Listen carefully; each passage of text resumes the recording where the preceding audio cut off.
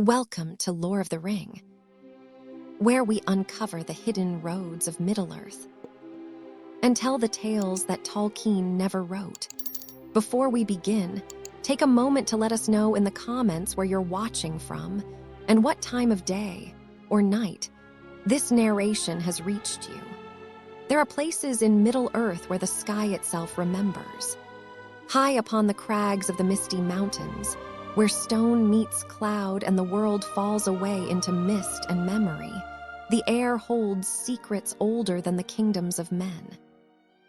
It whispers of a time when vast wings darkened the sun, when shadows crawled across valleys not as omens of evil, but as signs of something far more terrible, the silence of watchful powers grown cold.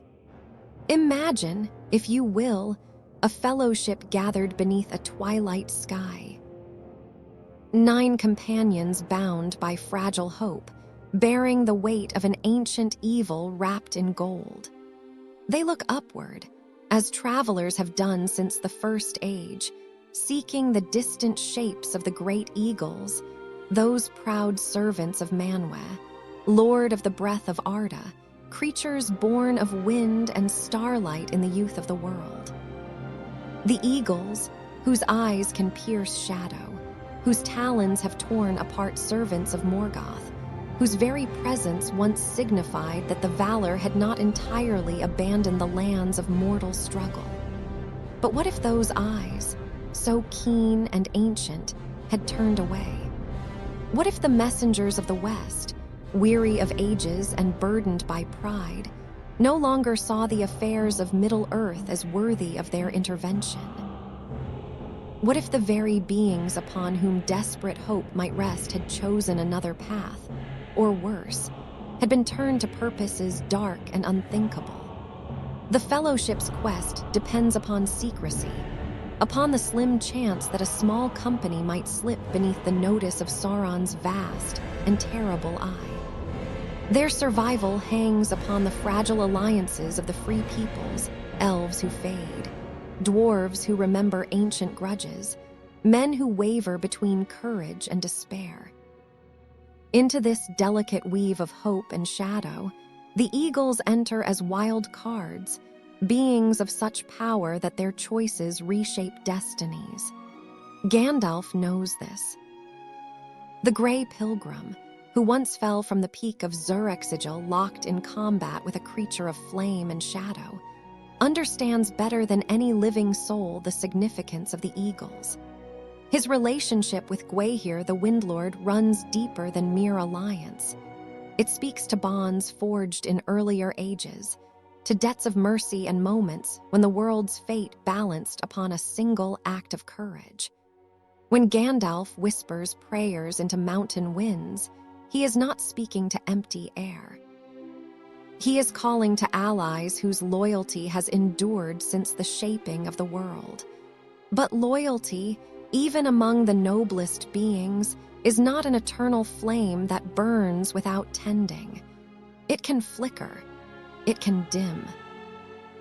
And in the vast loneliness of high places, where the air grows thin and the stars seem close enough to touch, even the proudest hearts can harbor doubt. Consider the scope of what betrayal from above would mean. An Orcord can be fought. A Nazgul can be fled. The very eye of Sauron can be deceived through cunning and the cover of darkness. But if the skies themselves become hostile, if every open space transforms into a killing ground, if refuge can be found neither in valley nor upon peak, then the quest becomes something far more desperate than even its architects imagined. The eagles are not simple beasts. They are not pets or servants to be commanded at will. They possess minds ancient and proud, memories stretching back through millennia of war and loss. They have watched kingdoms rise and crumble to dust. They have seen the light of the 2 trees reflected in eyes now closed forever. They have borne witness to betrayals beyond counting, to the slow dimming of glory in the world, to the endless, grinding weight of ages in which the shadow returns again and again. wearing different faces, but always hungering for the same dark victory. What might such beings think, watching yet another desperate gambit by the younger races? What might they feel, observing the Fellowship's small company setting forth against impossible odds? Would they see courage or foolishness? Would they see the spark of hope that might kindle into flame, or merely another guttering candle soon to be extinguished by the winds of doom? The sky over Middle-earth is vast beyond mortal comprehension. From the uttermost north, where ice grinds against ancient stone, to the warm southern lands that few in the Fellowship have ever seen, the eagles maintain their vigil, or maintained it. For in this telling, something has changed. Something has broken in the long understanding between the powers of earth and sky. Perhaps it began with a whisper, a doubt planted in a mind unused to questioning. Perhaps it grew from weariness, from the soul-deep exhaustion of watching the same mistakes repeated across generations. Perhaps it stemmed from fear, from the recognition that Sauron's power grows while the strength of the West diminishes, that the calculus of survival might demand terrible choices. Or perhaps the betrayal runs deeper still, touching upon grievances older than the Third Age, wounds inflicted in wars so ancient that even the wise have forgotten their details. The eagles remember. They always remember. The Fellowship walks beneath a sky that no longer watches with friendly eyes. They do not know this yet. They move forward with the courage of those who believe that ancient alliances still hold, that the powers of light have not abandoned them entirely, that in their darkest hour, rescue might come on swift wings. They are wrong. Somewhere in the high airs, where mortals cannot breathe and the stars burn with cold fire, a council is being held. Words are spoken that will reshape the fate of Middle-earth. Choices are made that will echo through the ages to come. And when those great wings spread once more, casting their shadows across the lands below, those shadows will carry a meaning entirely different from what the lore masters teach. The wind changes. A single feather drifts down from the heights, carried on currents too subtle for mortal senses to detect. It falls slowly, turning in the air, catching what little light remains in the dying day. It comes to rest near the path the Fellowship will take, lodged between two stones like a message written in a language not yet deciphered. The feather is white, as befits a creature of noble bearing. But along its edges, barely visible in the gathering dusk, runs a darkness, not dirt, not shadow, but something else. Something that looks almost like fire damage, as if the feather had passed too close to a flame not born of any natural burning. The discoloration creeps inward along the barbs, subtle but unmistakable to eyes that know what to seek. No one sees it, not yet. The Fellowship has not yet formed, and the paths that will lead them past this small sign have not yet been walked. But it waits there, patient as only omens can be, marking the place where everything will change. Above, so high that even elvish eyes could not discern them, shapes circle against the stars. They watch, they wait, and they remember what it means to choose a side when the world stands upon the brink of its ending. To understand the magnitude of what betrayal from the eagles would mean, we must first understand what they are, and more importantly, what they are not. They are neither simple beasts of noble bearing nor unquestioning servants of the Valor's will.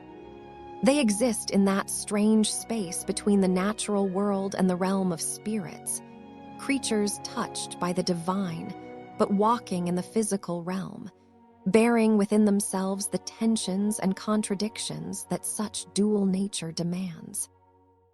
In the beginning, when the world was young, and the music of the Aenir still echoed in the foundations of creation. Manwe Sulimo looked upon the lands taking shape beneath his sight and desired watchers. Not servants in the manner of the Maiar, those great spirits who could take many forms and whose allegiance was bound by oaths older than time. No, Manwe wished for creatures of the world itself, born of wind and cliff, who would fly between earth and sky carrying the concerns of both. Thus were the eagles awakened. The exact moment of their coming is shrouded in mystery that even the deepest lore cannot fully penetrate. Tolkien himself left this question deliberately open, providing hints in the Silmarillion, fragments in unfinished tales, and tantalizing suggestions in his letters that the eagles' origins touch upon mysteries central to the working of Arda itself. Were they created specifically by Manwe, shaped from the substance of the world through the direct intervention of a Vala? Or were they awakened from potential that already lay sleeping in creation, called forth by Manwe's will, but possessing an independent existence that predates his notice? The distinction matters. If the eagles were made by Manwe, then their rebellion would carry the weight of created beings turning against their maker, a crime of cosmic proportions, echoing the fall of Melkor himself. But if they were awakened, called to consciousness and purpose by Manwe, but possessing their own inherent nature, then their choices belong to them in a different way. They would be allies by choice rather than servants by design, and allies can reconsider their allegiances when circumstances change. What remains certain is that the eagles were given a purpose: to watch the lands of Middle-earth, to carry news to Manwe in his halls upon Taniquetil, to intervene in the affairs of the world when the need was dire and the cause just. They became his eyes and his messengers, flying between the blessed realm and the hither lands in the days when such passages were still possible, bearing tidings, and occasionally acting directly to thwart the designs of Morgoth and his servants. But they were also given something else, something that would prove both blessing and curse across the ages to come. They were given pride, a legitimate pride, born of their high purpose and their noble nature, but pride nonetheless. They looked upon the children of Iluvatar from the heights and saw creatures small and fragile, bound to earth while the eagles danced with clouds. They witnessed the quarrels of elves and men, the pettiness and grandeur intermingled, and they judged. They chose when to intervene and when to withhold their aid, and those choices were their own. This is crucial to understanding how betrayal becomes possible. The eagles are not automatons executing commands. When Gwaihir rescues Gandalf from Orthanc, he does so out of friendship and debt, not compulsion. When the eagles descend upon the battle of 5 armies, they come because Radagast has called them and because they deem the cause worthy, not because Manwe has issued a directive. Their intervention is grace, not obligation, and grace can be withdrawn. Throughout the ages of Middle-earth, the eagles have carried grudges and memories that shape their actions. They remember Morgoth's assault upon Fingolfin, when the Dark Lord emerged from Angband, and the clash of their duel shook the mountains. They remember the fall of Gondolin, when Morgoth's forces overwhelmed the last great hidden city of the Noldor. They remember wars beyond counting where they struck at creatures of darkness, dragons, fell beasts, and worse things that flew upon wings of leather and malice. But they also remember slights and disappointments. There are hints in the deeper lore that not all dealings between eagles and elves were harmonious. Pride met with pride can breed resentment. The eagles, serving the Lord of the Winds, might well have felt themselves superior to earthbound beings, even elves who claimed descent from the blessed realm. When called upon to aid in battles that seemed to spring from the political machinations of mortal kingdoms, did they come with full hearts or with growing weariness? By the Third Age, the Eagles' involvement in the affairs of Middle-earth has become sporadic, almost reluctant. They appear in moments of crisis, perform acts of remarkable heroism, and then withdraw again to their high eyries where the concerns of the lowlands seem distant and small. They have watched the slow dimming of glory in the world, the fading of the elves, the weakening of ancient powers, the long retreat before the shadows advance. And Sauron knows this. The Dark Lord is many things, but he is not ignorant of the politics of power. He understands pride because he is himself consumed by it. He understands weariness because he remembers the long defeat that ended the Second Age. He knows that even the noblest beings can be turned, not through crude domination, but through subtle manipulation of their own doubts and fears. What if Sauron began to whisper into the high airs? Not directly, for the eagles would recognize his voice and reject it. But through intermediaries, through enchantments woven into the very winds that the eagles ride, through carefully planted suggestions that prey upon existing fractures in their loyalty. What if he reminded them of all the times they had intervened only to watch their efforts come to nothing? What if he suggested that the free peoples were doomed regardless of what the eagles might do, and that choosing the winning side was merely prudent rather than wicked? There exists, buried in Tolkien's notes and the appendices of his unpublished writings, a curious reference. A suggestion that during the wars of Beleriand, some among the eagles questioned whether they should continue to involve themselves in the conflicts of beings who seemed determined to destroy one another regardless of outside intervention. The reference is brief, easily overlooked, and Tolkien never developed it into a full narrative. But it plants a seed of doubt that resonates across the ages. If the eagles once considered withdrawing from the world's struggles, what would it take to push them from withdrawal into active opposition? Or at minimum, into a neutrality so complete that it becomes indistinguishable from betrayal? The sky darkens with these questions.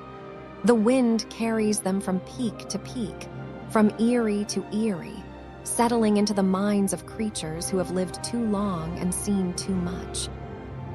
And somewhere in those high, cold places where mortal concerns seem very far away indeed, a decision begins to take shape, a choice that will reverberate through every league of Middle-earth, from the Shire's green hills to the ashen plains before the Black Gate. The world assumes the eagles will remain true. That assumption is about to be tested in ways that even the wise cannot foresee. The corruption of noble beings never announces itself with trumpets and declarations. It seeps in slowly, like water finding cracks in stone, like frost creeping across windows in the deep of winter. It begins with a question, innocent, reasonable, impossible to condemn. And from that first question, others follow until the foundation of certainty has been eroded away. The question that begins the eagles wavering is simple enough. What if Gandalf has fallen?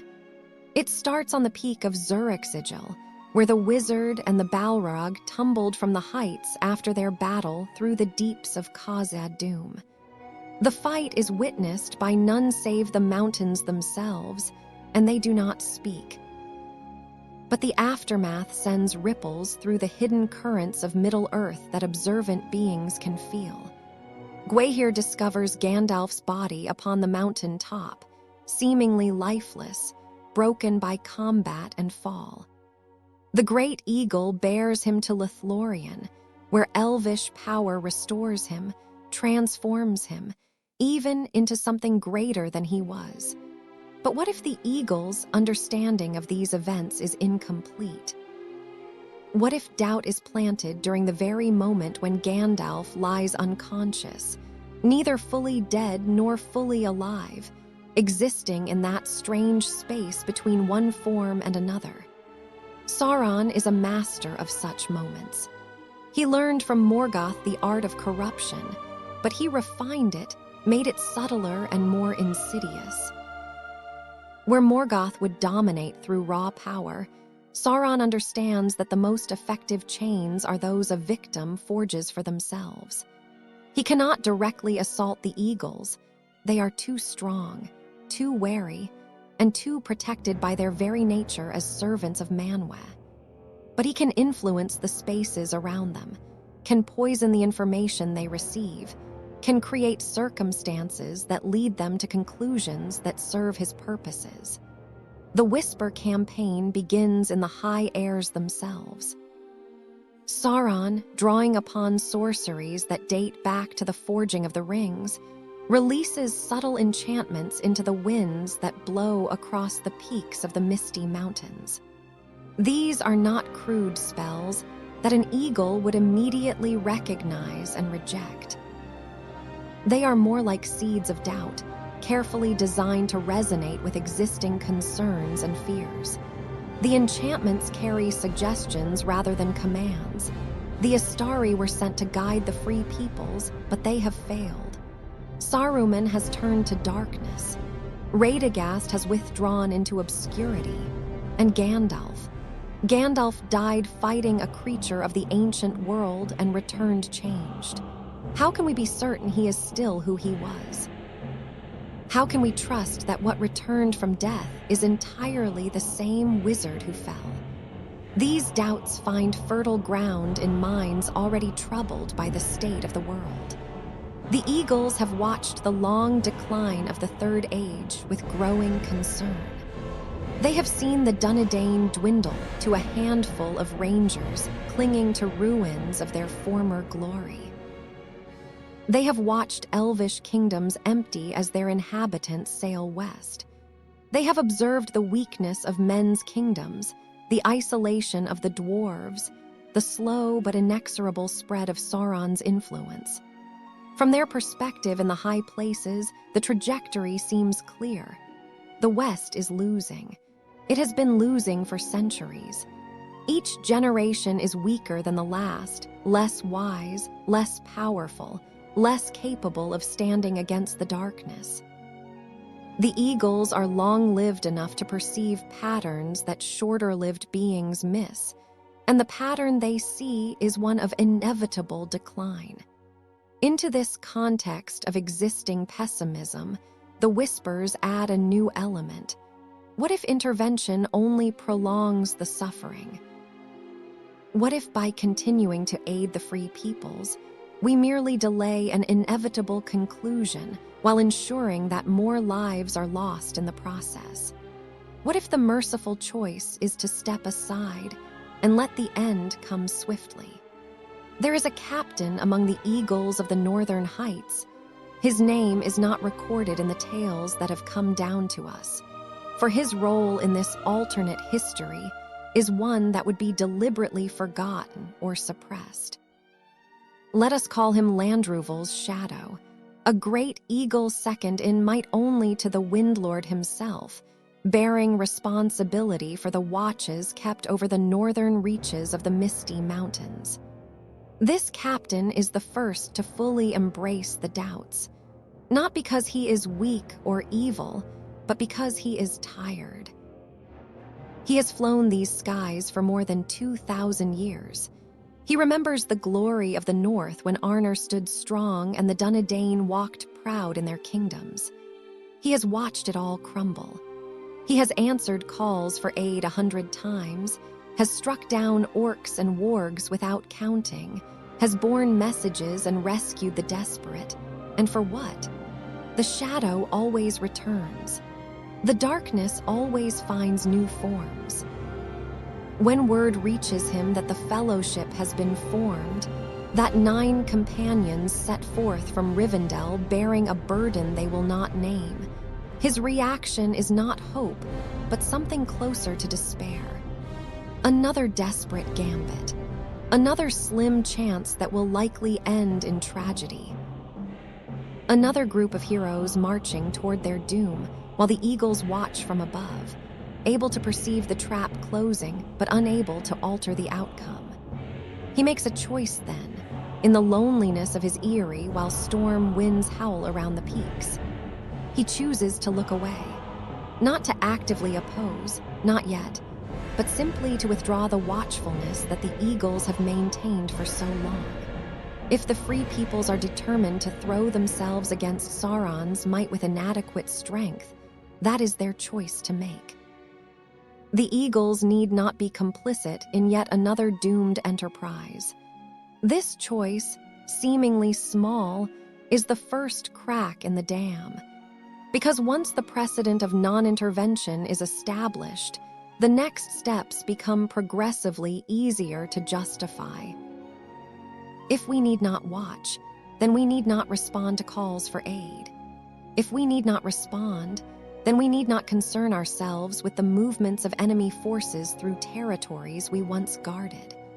If we need not concern ourselves, then what does it matter if those forces are allowed to pass unopposed? The whispers intensify, growing bolder as the initial doubts take root. They remind the eagles of ancient grievances. Remember how the elves demanded your aid in their wars, but rarely acknowledged the debt. Remember how men took your intervention as their due rather than as grace freely given. Remember how even the wizards treat you as convenient transportation rather than as allies worthy of consultation. And then the whispers add something new, something terrible. Sauron will win. His victory is assured by the mathematics of power and the inevitability of decline. When he achieves dominion over Middle-earth, he will remember who stood against him. He will remember who aided his enemies, and his vengeance will be thorough and eternal. But he might also remember those who chose neutrality, those who recognized the futility of resistance and stepped aside. There is no honor in being destroyed for a cause already lost. This is the poison at the heart of the Whisper campaign, the suggestion that neutrality might be survival, and that survival might be wisdom rather than cowardice. The captain of the Northern Heights is not alone in his doubts. Others among the eagles have come to similar conclusions through different paths of reasoning. Some are motivated by weariness, others by fear, still others by a cold calculation of probabilities that suggests the West's defeat is inevitable. They begin to communicate with each other, sharing their concerns in the high councils held upon the peaks where no earthbound being can observe. These conversations are rationalized as practical discussions about the eagle's role in a changing world. But they are really something else. They are the sound of certainty crumbling, of ancient allegiances being quietly questioned, of the bonds of loyalty being tested and found less strong than they once were.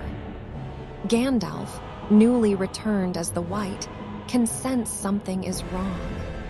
His connection to the eagles runs deep, forged through centuries of alliance and mutual respect.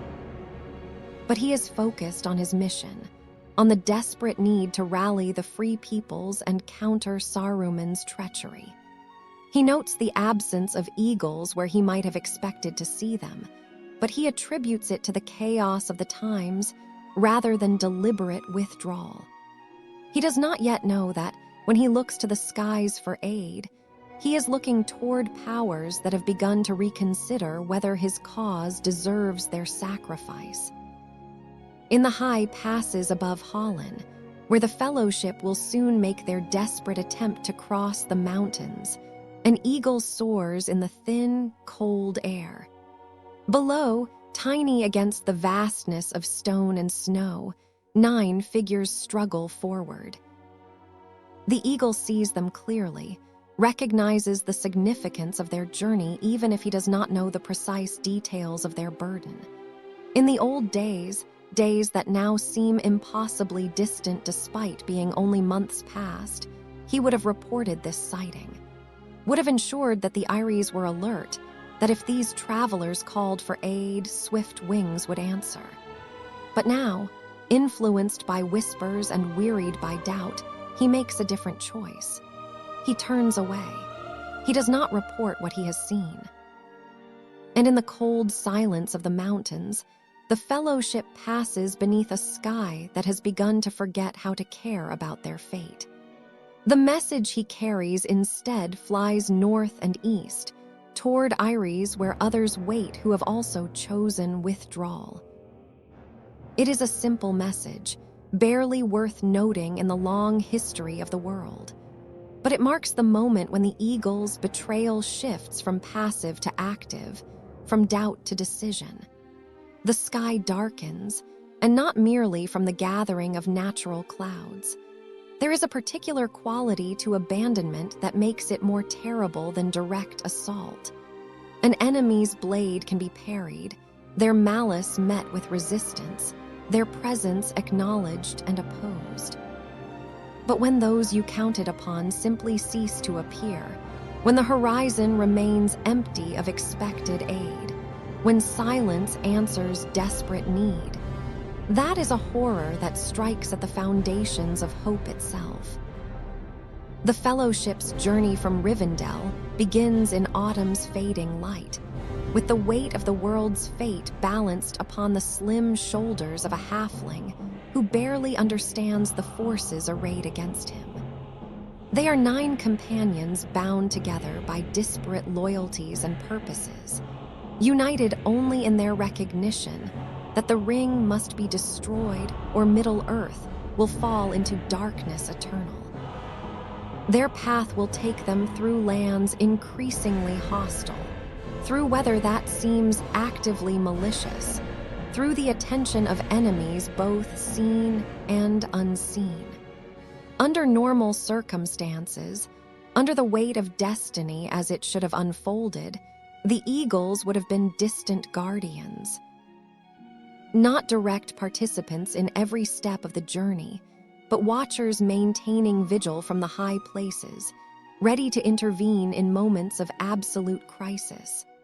Their presence would have been felt as a subtle pressure on the servants of darkness, a reminder that the skies themselves harbored powers that had not forgotten how to strike. But in this alternate unfolding, that protection has been quietly withdrawn. The Fellowship does not know this yet. They proceed with the courage of those who believe the old alliances still hold, that Gandalf's connections to powers beyond the merely mortal remain intact, that in their darkest hour there might be rescue. They are walking into a world that has become subtly but catastrophically different from the one they think they inhabit. The first sign comes at Caradhras, the cruel mountain. In the canonical history, the Fellowship's attempt to cross the Redhorn Pass fails due to the mountain's own malice. Whether stirred by Sauron's influence or acting from its own ancient hostility matters little. What matters is that they are turned back by snow and avalanche, forced to choose the dark path through Moria. But observe the difference when the eagles have chosen withdrawal. In the true history, though the eagles did not directly intervene at Caradhras, their presence in the region would have constrained the movements of Sauron's flying servants. The Crebain, the spies in crow shape, the subtler watchers that report to Mordor. The knowledge that eagles might suddenly appear from the heights would have made these servants cautious, limited their reconnaissance, forced them to operate in shadows and uncertainty. Now those constraints are gone. The Crebain fly brazenly, in great flocks that darken the sky over Hollin.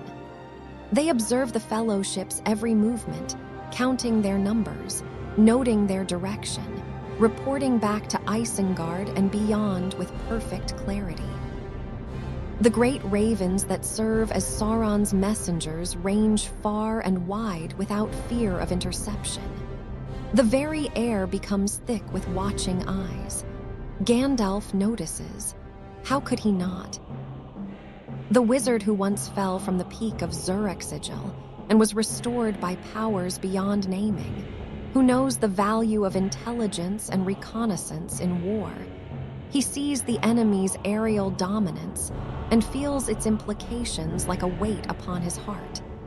He searches the skies for friendly shapes, for the distant silhouettes of great wings that might signal the eagle's awareness of their plight. He sees nothing. The horizons remain empty of aid. The Fellowship struggles through snow on Caradhras while overhead, barely visible through the driving storm, dark shapes circle and observe. In another world, those observers would have been challenged, driven off by eagles protecting the territories they claimed as their domain. In this world, they fly unopposed, and the information they gather flows without interruption to the Dark Tower. When the Fellowship turns back from the mountain and makes the fateful decision to attempt the passage through Moria, Gandalf's heart is heavier than it should be. He carries not only the knowledge of what waits in the deeps, Durin's Bane, the Balrog wrapped in shadow and flame, but also the growing certainty that something has gone wrong in the high places, that alliances he counted upon have frayed in ways he does not fully understand. The wolves come upon them in the night, great wargs bearing Orc-riders, a hunting pack sent to track and harass. In the old accounting of events, this attack would have been noted by eagles ranging over the territory, and while they might not have directly intervened, the wargs would have known they operated under hostile skies. It would have made them cautious, limited their approach, perhaps discouraged the attack entirely. But now the wargs attack with the confidence of predators who know they own the night and the sky above it. They press harder, take greater risks, sense that something fundamental has changed in the balance of power. The Fellowship fights them off, but the engagement is more desperate, the margin of survival narrower than it should be. And still the skies remain silent. Still no great wings descend from the heights to scatter the enemies of those who once could count upon such aid. The most terrible moment comes at the entrance to Moria itself, at the dark water where the Watcher in the depths will soon claim Gandalf's staff and drag them into the depths of the earth.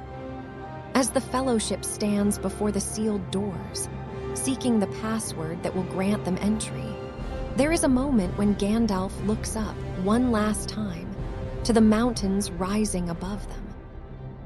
He is looking for eagles, hoping, despite the growing evidence, that Gwaihir or one of his kindred might appear, might offer counsel or warning, might at minimum acknowledge that the Fellowship's mission is known and noted by powers that still care about its outcome. The mountains stare back, cold and indifferent. Upon a distant cliff face, invisible to the Fellowship's eyes but present nonetheless, an eagle perches and watches. He sees the 9 companions. He recognizes Gandalf, whom his people have aided before. He observes them entering the darkness of Moria, walking into a trap that even the wizard cannot fully anticipate, and he does nothing. He simply watches as the doors close behind them, sealing them into the deeps where a creature of the ancient world waits in fire and shadow. Then he spreads his wings and turns away, carrying his report not to allies who might aid the Fellowship, but to the councils of eagles who have chosen a different path. The betrayal is complete not in what is done, but in what is left undone. The silence of the skies becomes its own form of condemnation. Inside Moria, the Fellowship walks paths of darkness, unaware that the world above has already turned away from them.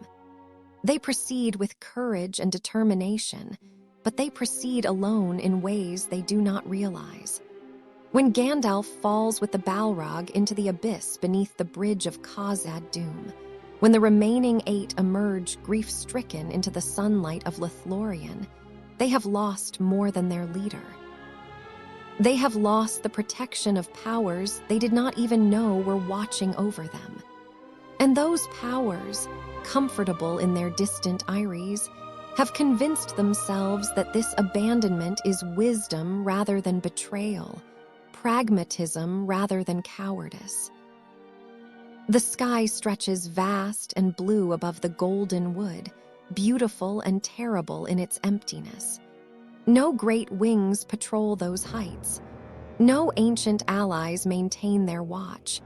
The Fellowship has become truly alone, though they do not yet know the full extent of their isolation.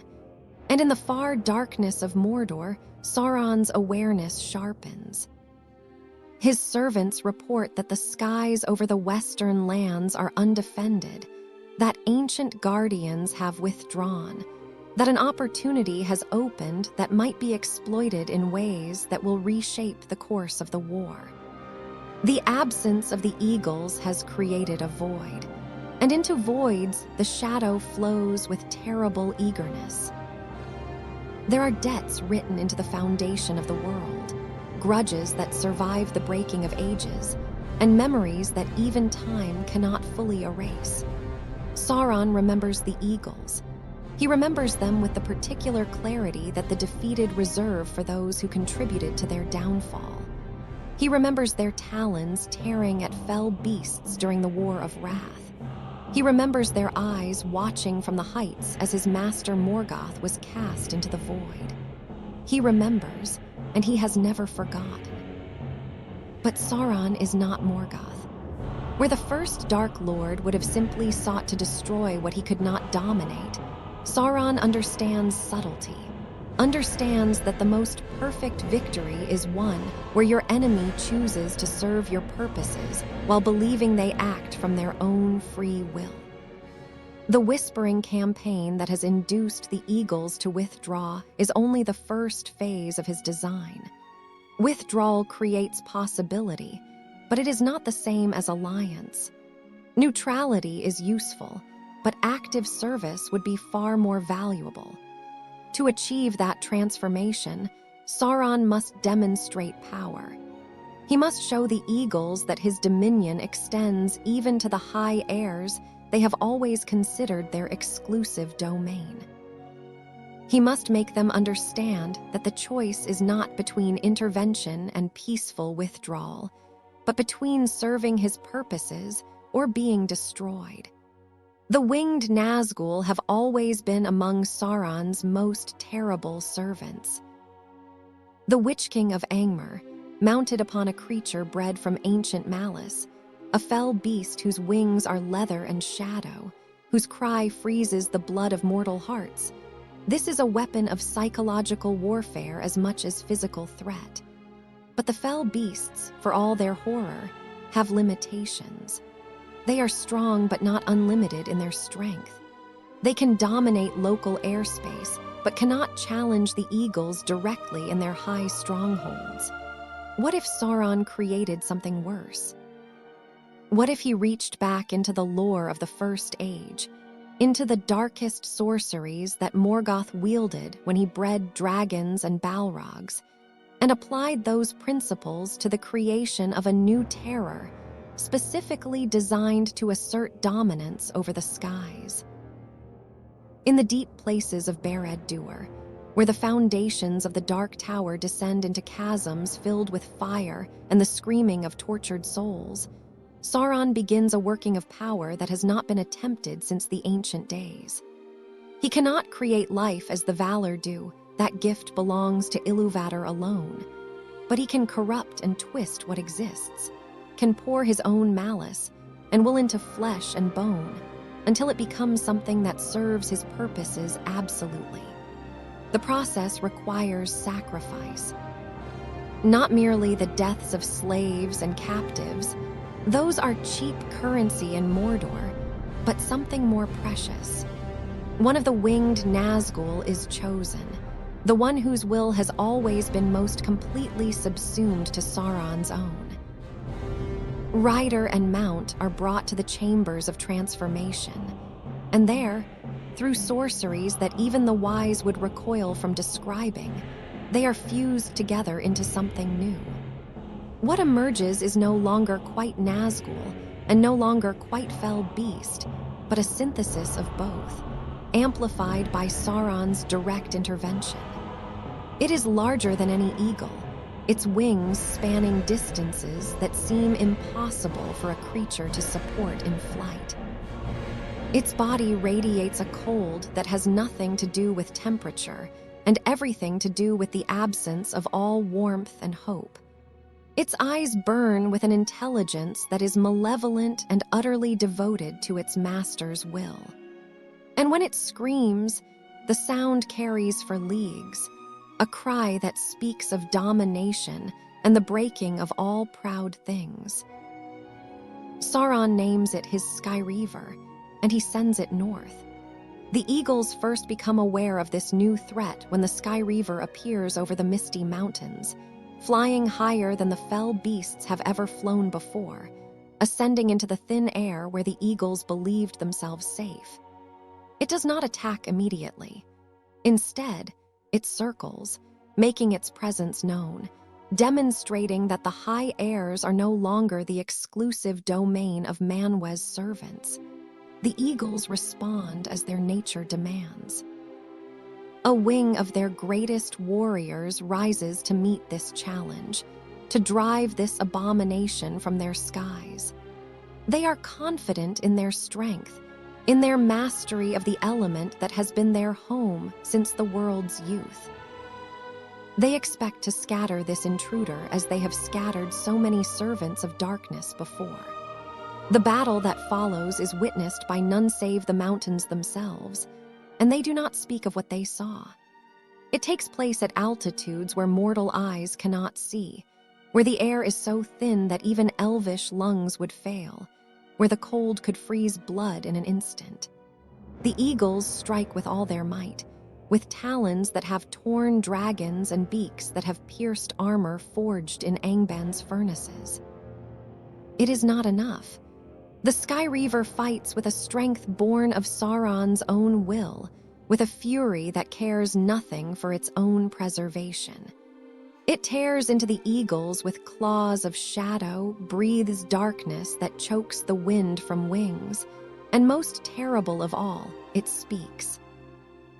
In a voice that carries the weight of the Dark Lord's authority, it offers terms. Submit or be destroyed. Serve the rising power or be broken utterly. 2 eagles fall from the heights that day, their bodies plummeting to crash upon distant peaks where their kindred will find them later, broken and cold. The others retreat, shocked not merely by the defeat, but by what it represents. The skies are no longer theirs alone. The sanctuary they have always claimed has been violated, and the power that violated it has demonstrated that it can do so again at will. The Skyreaver does not pursue. It has accomplished its purpose. It remains circling over the mountains, a constant reminder of Sauron's reach, a living threat that reshapes the calculus of every decision the eagles make. In the councils that follow, held in eyries now shadowed by fear as much as by cloud, the eagles face a choice they never thought they would need to make. They have been driven from withdrawal to active decision. They can resist, can gather their full strength and attempt to destroy this thing that Sauron has sent against them. But at what cost? How many of their people will fall? And what if Sauron has created more than one such creature?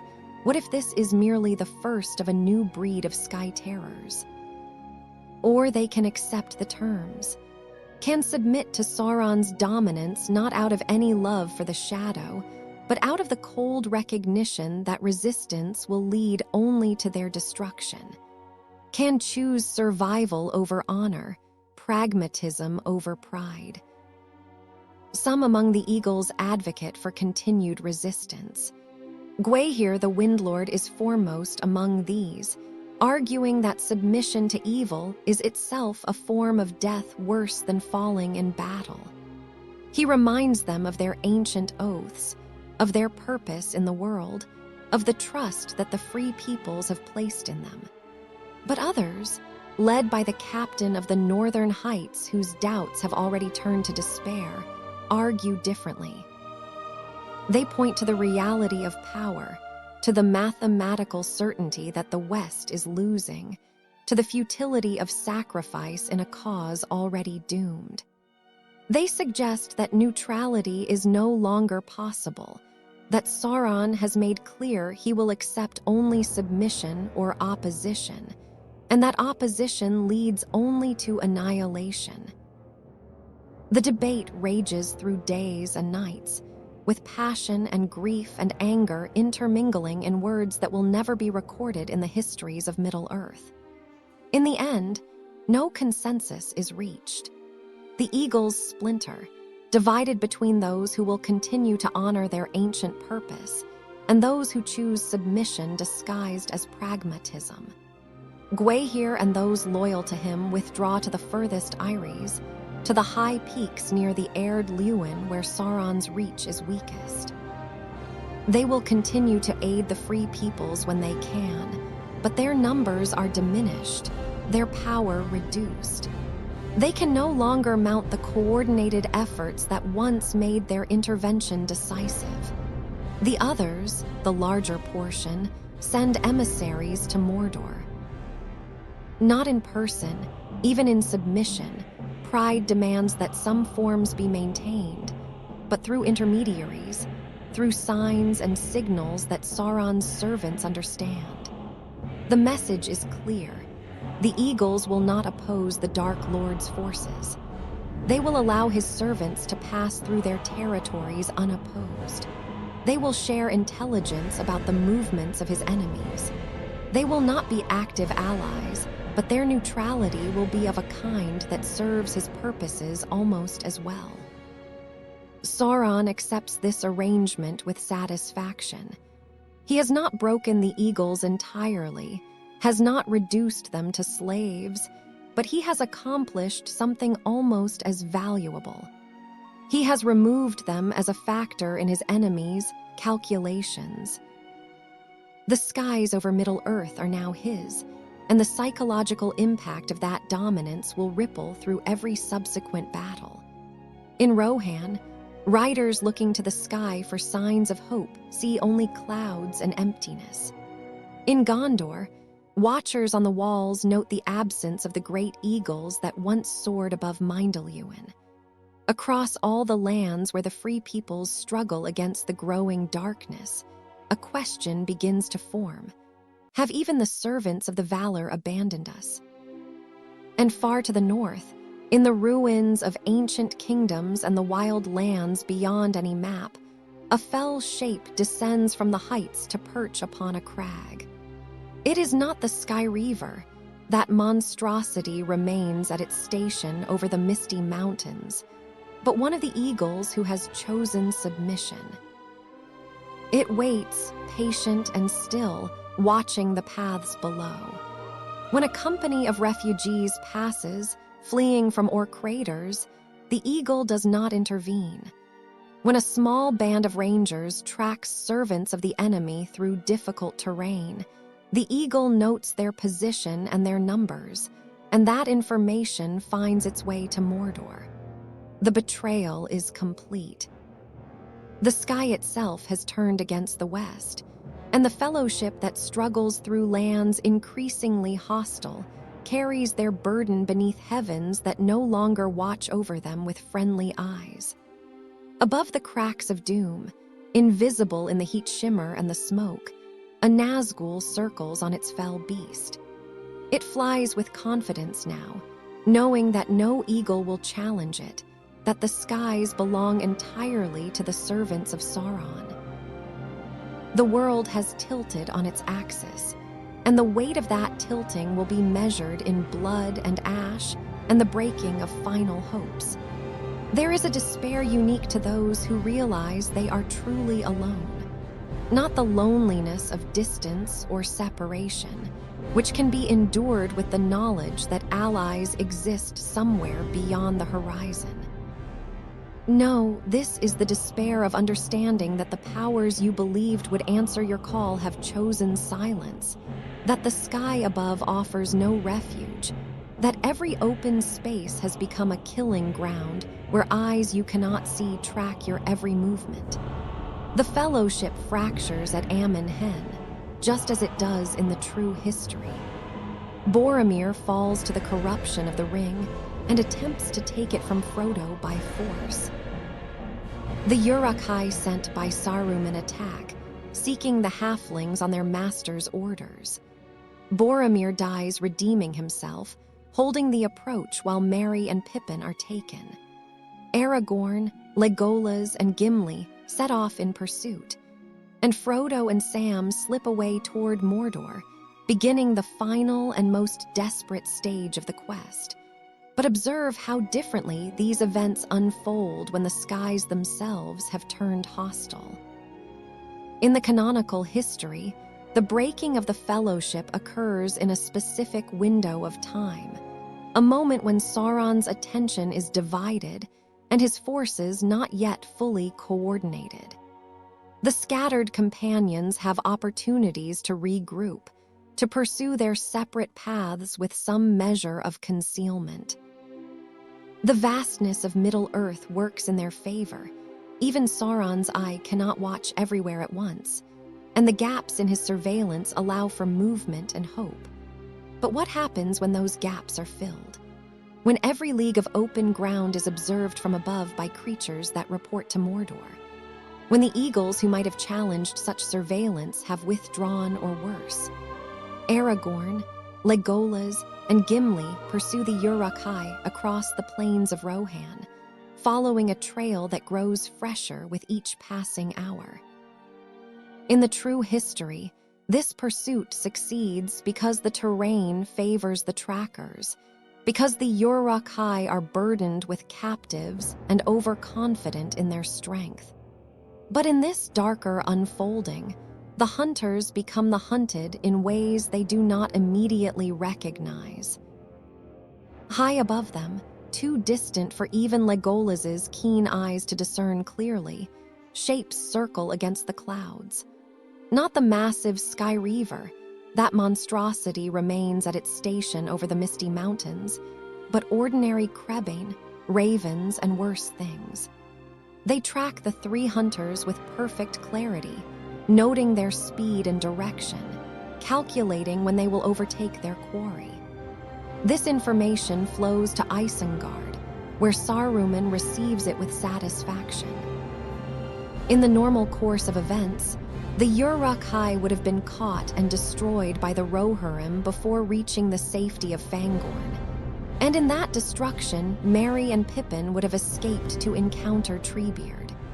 But Saruman, armed with perfect knowledge of the pursuit, can time his response with precision.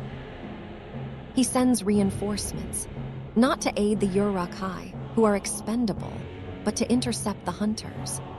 A force of Dunlendings and Wolf Riders, positioned based on intelligence from the skies, sets an ambush that should have been impossible to arrange. The three hunters find themselves pressed between their quarry ahead and enemies behind, forced to choose between continuing their pursuit and preserving their own lives. The choice is agonizing, but Aragorn is a captain who understands the mathematics of war. They cannot fight through an ambush to reach quarry that is already beyond catching.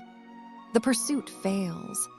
Merry and Pippin are taken to Isengard, and whether they ever encounter Treebeard or spark the wrath of the Ents becomes a question whose answer shifts the fate of nations.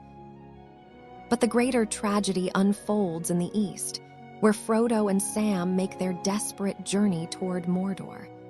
The Emyn Muil is a labyrinth of stone, a maze of broken hills and twisted gullies where even the keenest tracker can become lost.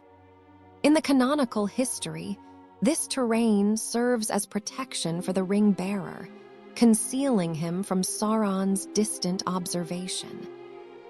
The quest survives this stage because the land itself conspires to hide the hobbits, because the vastness and confusion of the Emyn Muil defeats surveillance. But that protection assumes the skies are neutral or friendly. It assumes that Sauron's servants cannot position observers who can watch from above with patience and perfect clarity, mapping every movement, noting every camp, tracking the hobbits as easily as hawks track mice in an open field. Frodo becomes aware of the surveillance slowly, in the way that hunted creatures sense the presence of predators. He looks up during their rest and sees, barely visible against the gray sky, a shape that circles with too much purpose to be a natural bird. At night, the stars are occasionally blocked by silent passages overhead. When he and Sam find what seems like a hidden dell where they might rest safely, Sam wakes to see a shadow passing across the moon, too large, too deliberate, moving against the wind in ways that natural creatures do not. "Mister." "Frodo," Sam whispers, his voice tight with fear. "We're being watched from above." Frodo knows. He has felt the weight of observation for days now, has sensed that their every movement is noted and reported. The eye in the dark tower does not need to search for them randomly when its flying servants can track them with systematic precision. The quest that depended upon secrecy has been stripped of its concealment. Gollum finds them here, just as he does in the true history. The wretched creature has been following them since Moria, drawn by his obsession with the ring, navigating by instincts that run deeper than reason. He approaches with his usual mixture of servility and malice, offering to guide them, to show them the secret ways into Mordor. But Gollum, too, has noticed the watchers in the sky. His wide eyes track their movements with fear and cunning intermingled. "Cruel birds," he hisses. "Wicked birds watching, yes, precious, always watching. Used to be different birds, good birds that hurt the bad things. But they've gone away, yes, they have. Only cruel birds now." The hobbits accept Gollum's guidance because they have no choice. The direct paths are too well observed, too certainly leading to capture. They must take the secret ways, the hidden routes that even Sauron's aerial surveillance might not fully penetrate. This leads them, inevitably, toward Cirith Ungol and the pass where Shelob waits in her ancient darkness. In the canonical history, this path is a betrayal. Gollum deliberately leads Frodo to a doom he believes will separate the Hobbit from the ring. But in this altered unfolding, the path through Shelob's lair becomes the only option that offers any chance of reaching Mordor undetected.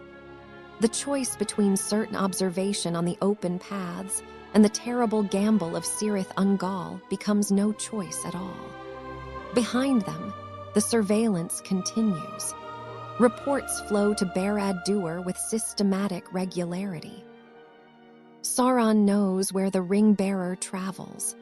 He knows the hobbits are heading toward Mordor, though he cannot yet fathom why any creature would deliberately enter his domain. He positions forces with perfect knowledge, preparing traps that will close at the moment of his choosing. The sky, once a symbol of freedom and transcendence, has become a cage. Every open space is a trap. Every moment beneath the sun or stars is a moment of vulnerability. In Rohan, Theoden King looks to the mountains where once the eagles made their eyries and wonders why no great wings answer his beacons. In Gondor, Denethor stares from the highest tower of Minas Tirith and sees only enemy flyers circling with impunity over the Pelennor fields. In the hidden valleys where refugees gather, hoping to wait out the war in concealment. Mothers quiet their children's cries while dark shapes pass overhead, searching. The psychological impact of aerial dominance cannot be overstated. It is not merely a tactical advantage. It is a crushing weight upon morale, a constant reminder that the enemy sees all, that no refuge exists, that resistance itself may be futile. Warriors who would face armies with courage find themselves glancing fearfully at the sky, knowing that their positions and numbers are already known to the enemy. That surprise and maneuver have been stripped from their strategies. Gandalf the White rides between the courts of men, rallying what forces he can, but even his authority cannot counter the despair he sees in eyes that look upward and see only darkness. The eagles were never numerous enough to turn the tide of war through direct combat, but their symbolic importance was immense. They represented the idea that the Valor had not entirely abandoned Middle-earth, that powers beyond the merely mortal still cared about the fate of the free peoples. That symbol has been broken, and symbols, when they shatter, can wound more deeply than swords.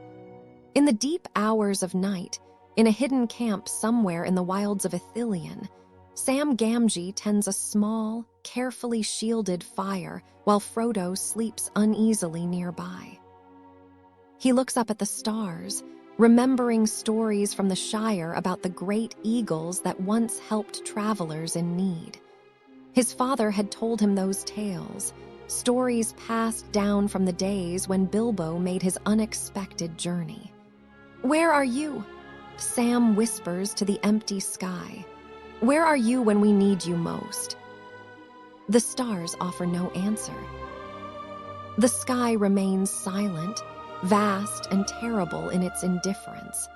And somewhere in that darkness, shapes circle that serve purposes ancient and malevolent, tracking the movement of two small hobbits who carry the fate of the world toward a doom that grows more certain with each passing day.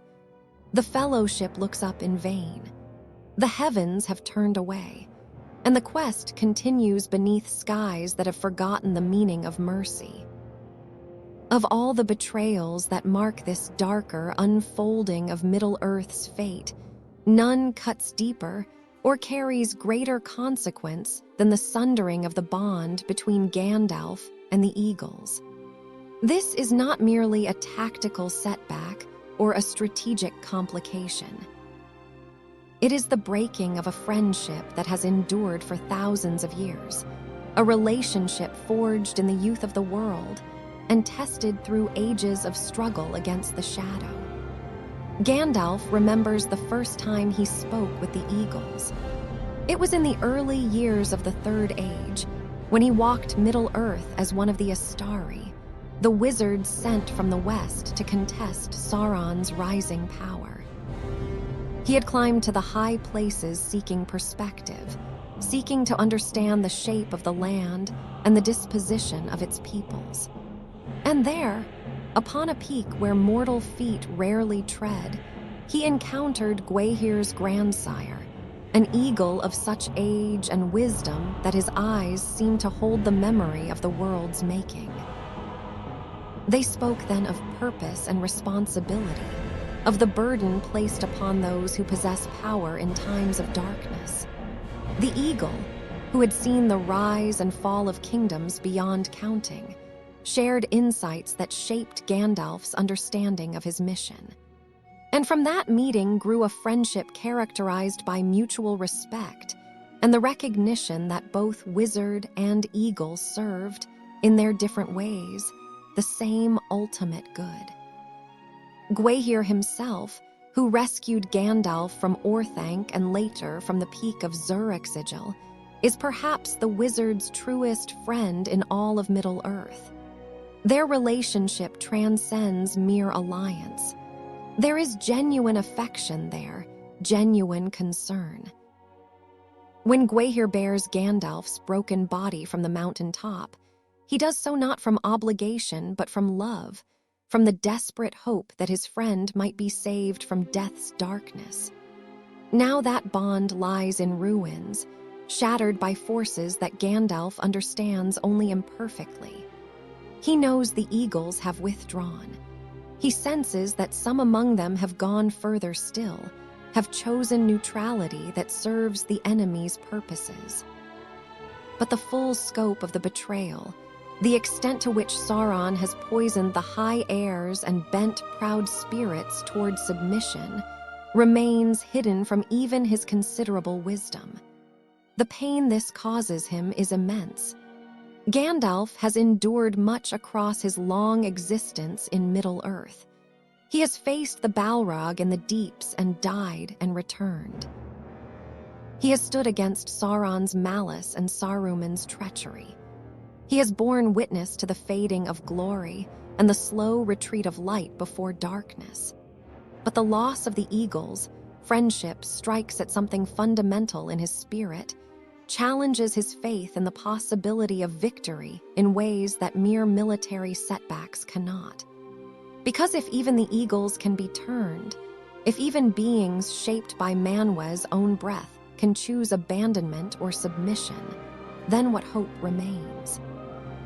If the servants of the Valar can lose faith in the cause of the free peoples, how can Gandalf ask mortal men and hobbits to maintain courage in the face of impossible odds?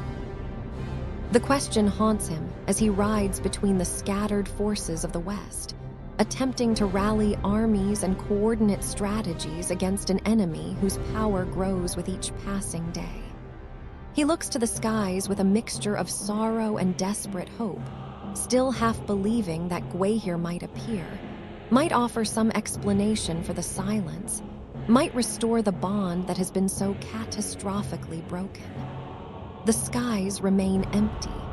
No great wings descend from the heights. And slowly, painfully, Gandalf begins to accept the reality that this battle will be fought without allies he had thought unshakable. The political and psychological consequences ripple outward through all the free peoples. The eagles were more than just potential military assets. They were symbols, living proof that the powers of the West had not entirely forsaken Middle-earth. Their presence, however distant and intermittent, served as a reminder that Sauron's dominion was not absolute, that forces existed which answered to higher authorities than the Dark Lord's will. In Lothlorien, Galadriel perceives the change with her keen sight. She has lived long enough to remember the eagles in their glory, has seen them descend upon battlefields in the First Age when the fate of the world hung in balance. The knowledge that they have turned away fills her with a grief that even her ageless wisdom struggles to contain. When she looks into her mirror and sees the possible futures spreading before her, she sees darkness where once there might have been light, sees paths to victory narrowing to impossibility. "Even the sky abandons us," she says to Celeborn in the privacy of their chambers. "If Manwë's servants have lost faith, how can we ask lesser beings to maintain hope?" The elves have always lived with the knowledge of fading, of the slow retreat of their kind from Middle-earth. But the eagles' withdrawal accelerates their despair, pushes more of them toward the decision to sail west rather than remain in lands that grow daily more hostile. Each ship that departs from the Grey Havens carries with it strength that might have stood against the shadow, but the calculus of hope has shifted, and the equation no longer favors remaining. Among men, the impact is even more pronounced. The kingdoms of Gondor and Rohan have always existed on the edge of survival, holding territories that Sauron covets while lacking the strength to permanently defeat his forces. They have endured because they believed, however distantly, that they did not stand entirely alone, that powers existed which might intervene in the darkest hour. The eagle's absence destroys that comfort. Theoden King, restored from Saruman's corruption by Gandalf's intervention, leads his riders toward battles whose outcome seems increasingly predetermined. He fights with courage because courage is all he has left, but the hope that once sustained him through darkest nights has dimmed to an ember that any wind might extinguish. In Minas Tirith, Denethor's descent into despair accelerates. The steward of Gondor has always struggled against the weight of defending a city whose glory belongs to ages past, holding a kingdom that shrinks with each generation. The sight of enemy flyers circling with impunity over his lands, the knowledge that the skies offer no refuge, pushes him toward the darkness that will eventually consume him. He looks into the Palantir more frequently, seeking knowledge that might offer advantage in a war that seems already lost.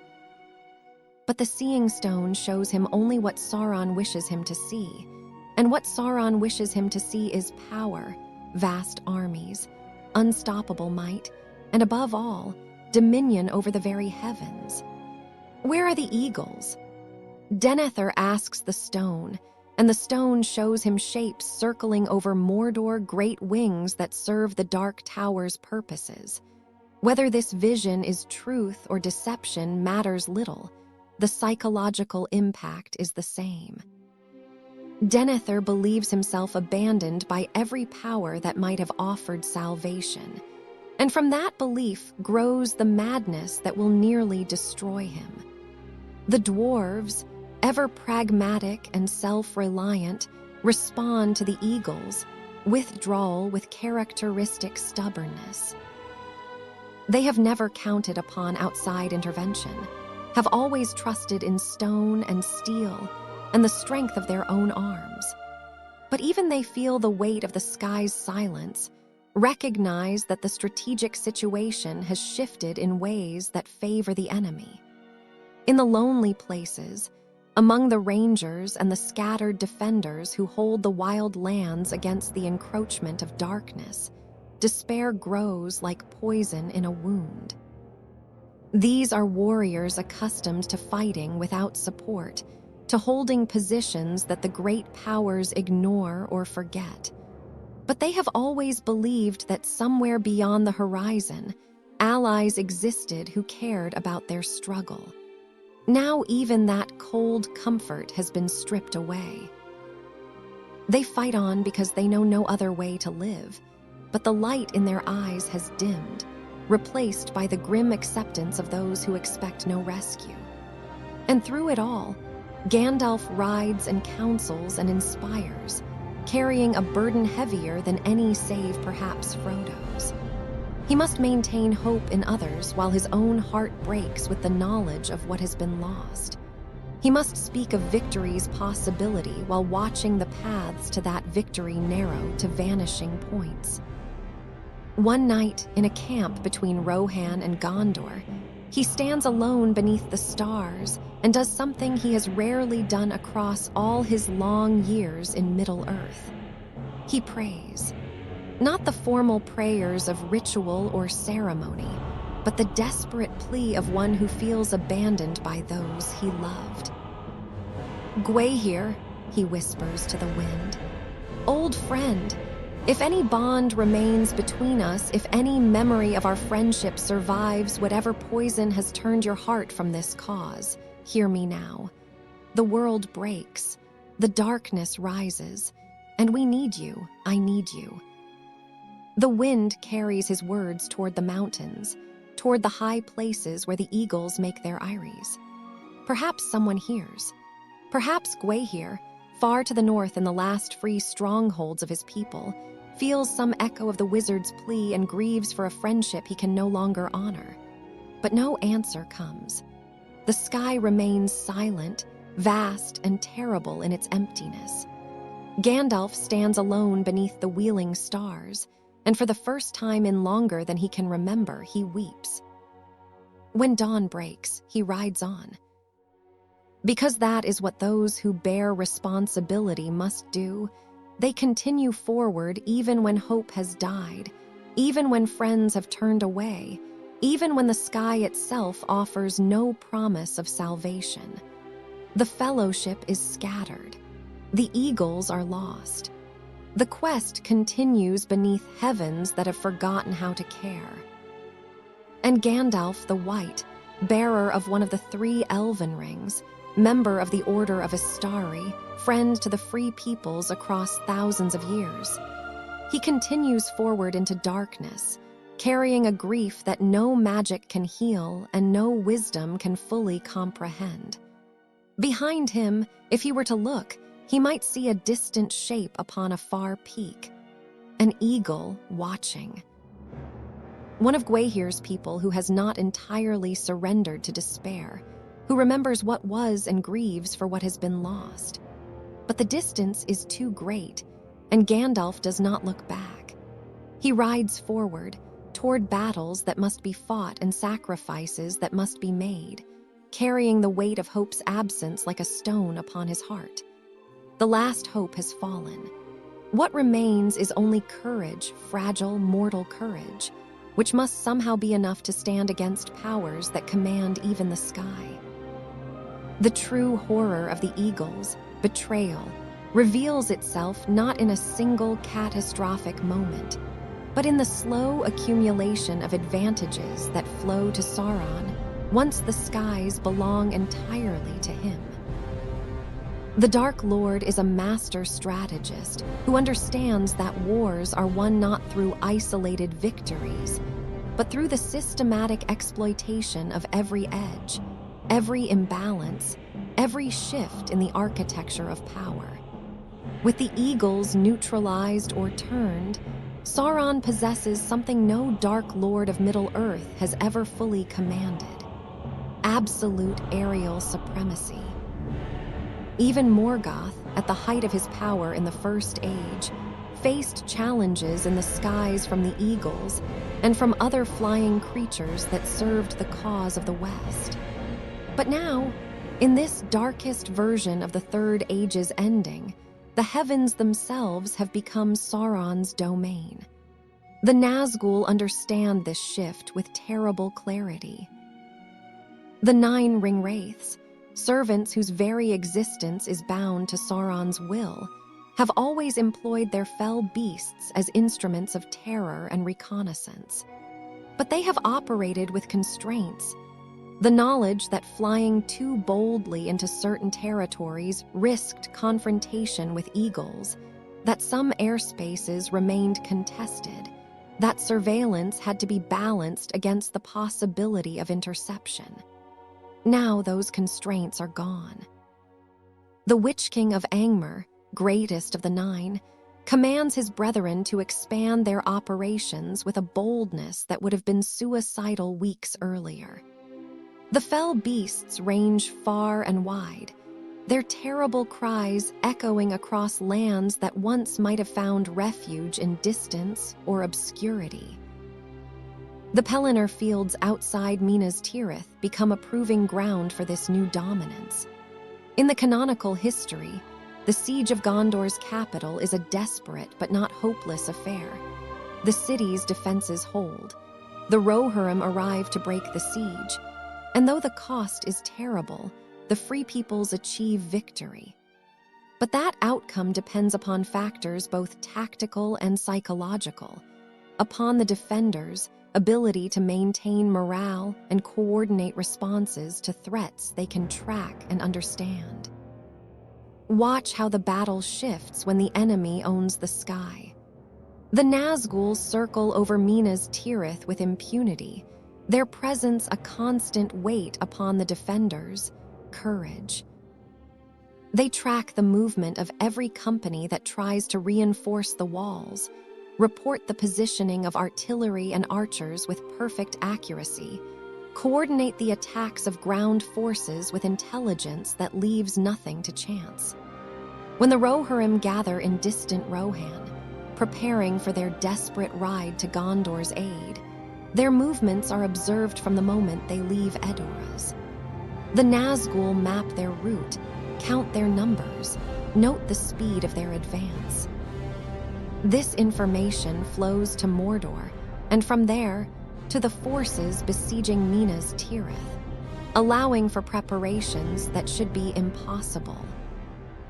In the true history, the Rohirrim arrive as a surprise, smashing into the siege forces with the shock of 6,000 horsemen appearing where the enemy did not expect concentrated strength. But in this darker unfolding, there is no surprise. Sauron's commanders know exactly when the Rohirrim will arrive, from which direction, and in what numbers. They prepare ambushes and counterforces with precision that turns the charge from a moment of hope into a slaughter. The psychological impact cannot be overstated. Warriors who might have fought with desperate courage find themselves demoralized by the knowledge that their every movement is observed, that no stratagem can succeed when the enemy's intelligence is perfect. The siege drags on, and with each passing day, hope dims a little more. But the truly catastrophic consequences unfold in the north, where the Eagles' resistance has not yet been entirely crushed. Gwaihir and his loyalists have retreated to the furthest Eyries, to strongholds near the Erd Luin, where they continue to defy Sauron's dominion.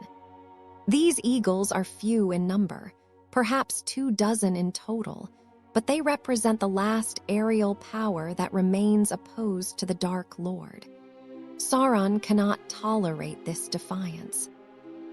It is not merely a matter of military necessity, though the threat these Eagles pose to his communications and supply lines is real, but of symbolic importance. As long as even a remnant of the Eagles holds out against him, the myth of his absolute power remains incomplete. He dispatches the Skyreaver north, accompanied by a wing of Nazgul on their fell beasts. The mission is simple: exterminate the resistance. Leave no eagle alive who might rally opposition or inspire hope in the hearts of the free peoples.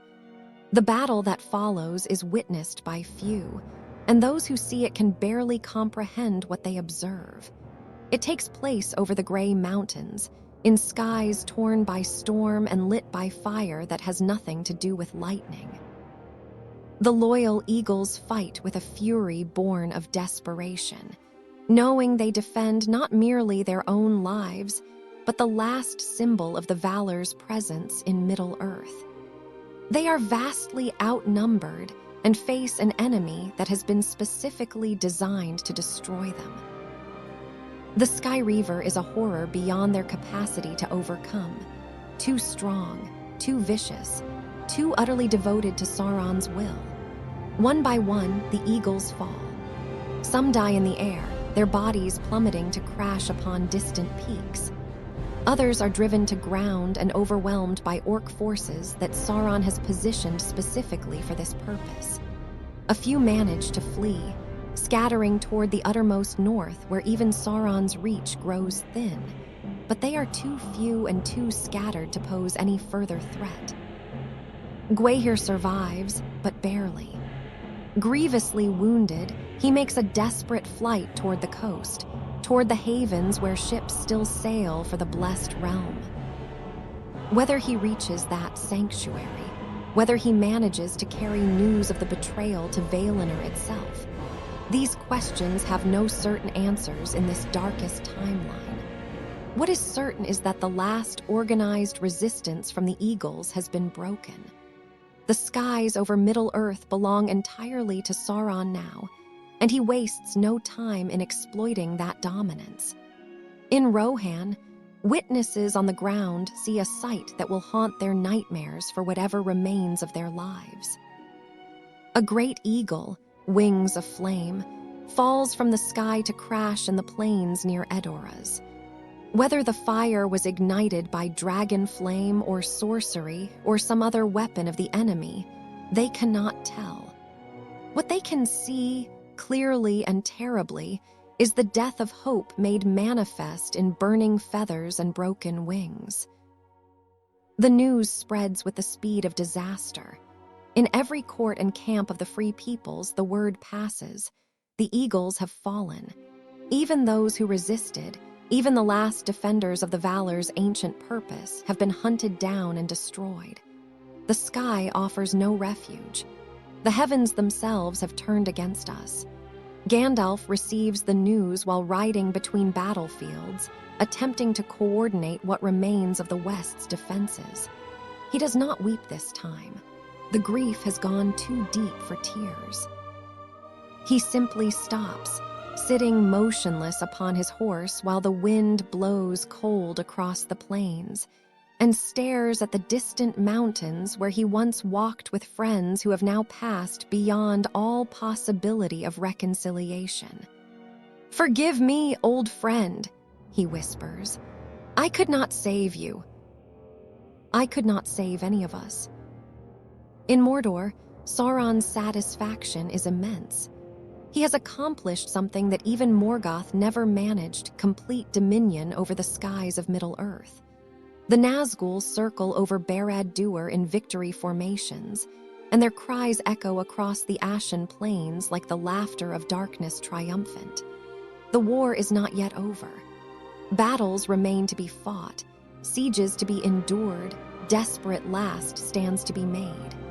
But the outcome has shifted from uncertain to nearly inevitable.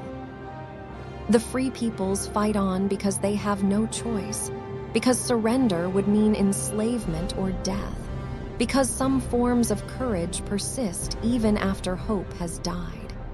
But they fight beneath skies that have forgotten them, beneath heavens that have turned away. And every time they look up, every time they search the distant clouds for the shapes of great wings that will never come, they feel the weight of abandonment settle a little more heavily upon their hearts. The fire upon the mountain winds is not merely the burning of eagle feathers. It is the immolation of an alliance that endured for ages, the death of faith that powers beyond the mortal sphere still cared about the fate of Middle-earth. It is the sky itself on fire, and in that burning, the last symbols of the West's divine favor turn to ash and blow away on winds that serve only darkness now. All the great events of Middle-earth's salvation, in the true history, turn upon moments when rescue arrives from unexpected quarters.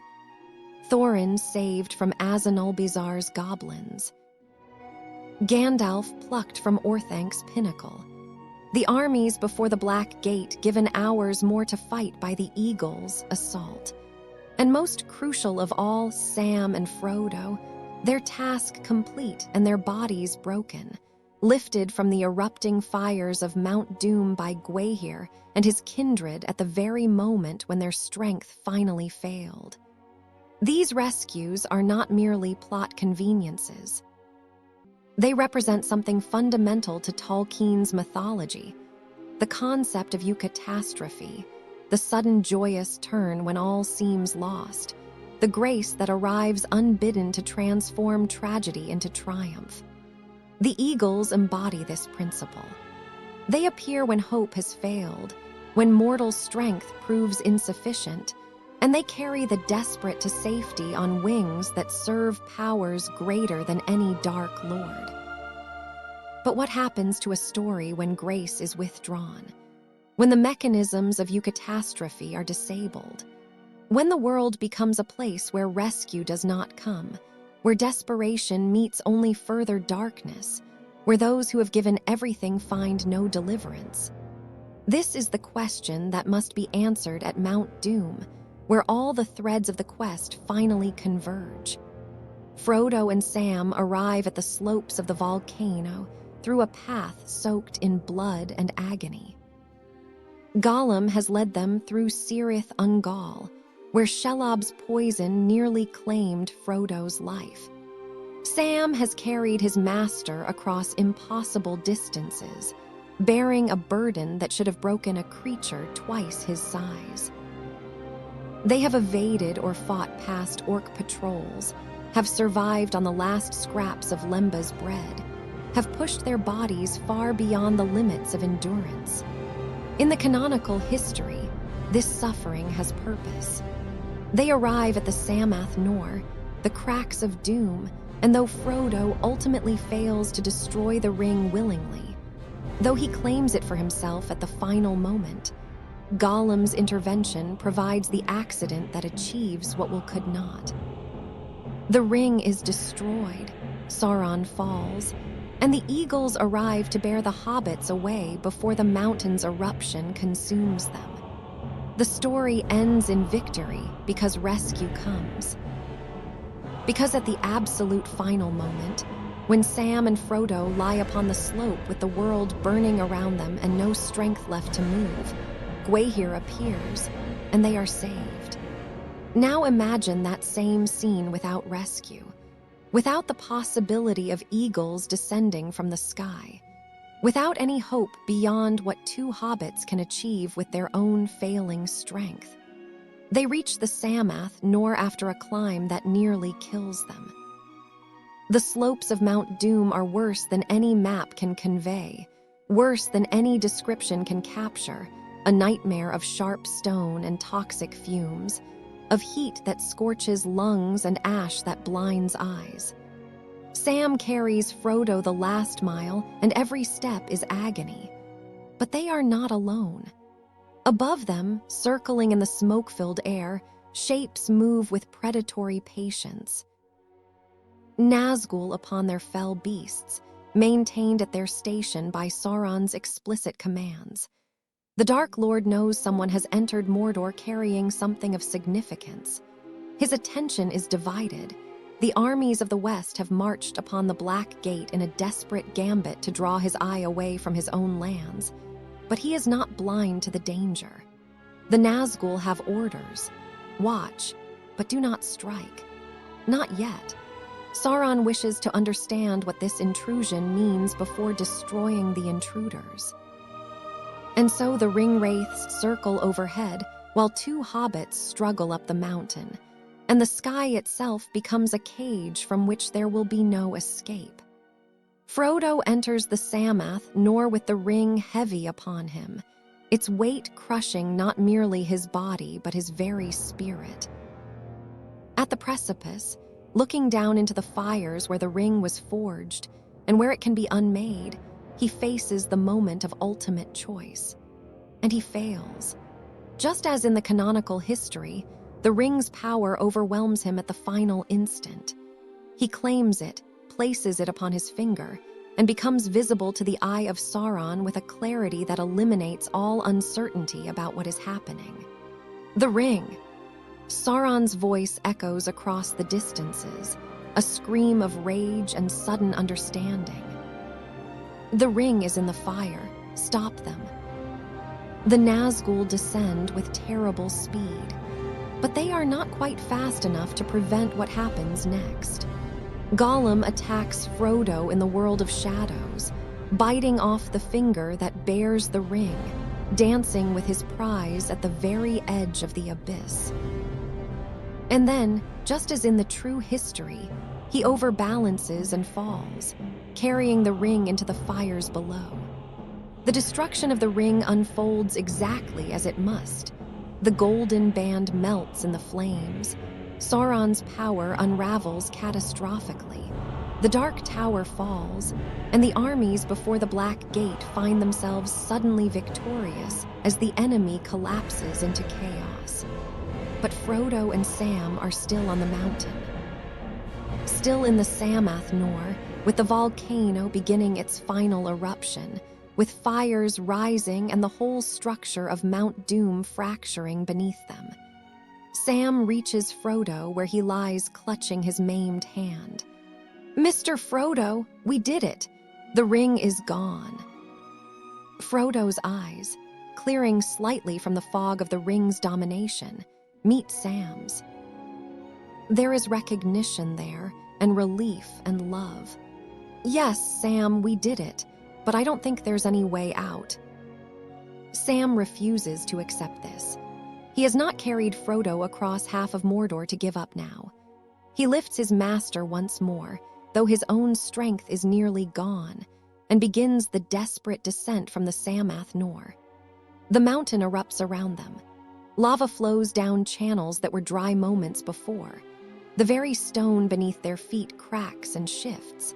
And above, the Nazgul masterless now, with Sauron's false circle in confusion, their purpose shattered but their malice intact. In the canonical history, this is when Gwaihir appears. When the great eagles, recognizing that the ring is destroyed and the quest achieved, make their final intervention to save the ring-bearer from the consequences of his success. But the skies are empty of salvation. No great wings descend from the heights. The eagles who might have come are scattered, broken, or bound by their betrayal into inaction. Gwaihir, if he still lives, is far to the north nursing wounds that may never heal. Sam carries Frodo as far as his strength allows, which is not far enough. They collapse on a ridge overlooking the plain, with the mountain erupting behind them and no shelter before them. Sam tries to rise, tries to find strength for one more effort, but his body will not obey. "I'm sorry, Mr. Frodo," he whispers. I tried so hard." Frodo's hand finds Sam's, their fingers intertwining. "You did more than anyone could have asked, Sam. You saved Middle-earth. That will have to be enough." The fires rise. The mountain roars. And two hobbits who have given everything wait for an end they know is coming, in a world that has forgotten how to grant deliverance to its heroes. Multiple possibilities branch from this moment, each darker than the canonical ending. Perhaps they die there, consumed by the erupting volcano, and their bodies are never found. The Free Peoples achieve victory but lose the heroes who made it possible, and the Fourth Age begins with songs of sorrow rather than celebration. Perhaps they survive the eruption but are found by orc remnants, survivors of Sauron's fall who seek vengeance upon those who destroyed their master. Without rescue from above, wounded hobbits become easy prey. Perhaps they manage to descend far enough to be found by the armies advancing from the Black Gate, but Frodo's wounds, physical and spiritual, prove too grave to heal. He fades slowly, dying despite all Aragorn's healing skill, the price of bearing the ring finally claiming its due. Or perhaps, in the cruelest irony, an eagle does appear. One of those who chose submission to Sauron, now freed by the Dark Lord's fall but consumed by shame at what they have become. It sees the hobbits, understands what they have achieved, and wants to make amends. But the trust is broken, and when Frodo sees great wings descending, he believes it is another enemy and recoils in fear from the salvation that has come too late. In every version of this darker ending, the cost is immeasurable. The victory is real, Sauron is defeated, the ring destroyed, Middle-earth saved from shadow, but it is purchased at a price that transforms celebration into mourning.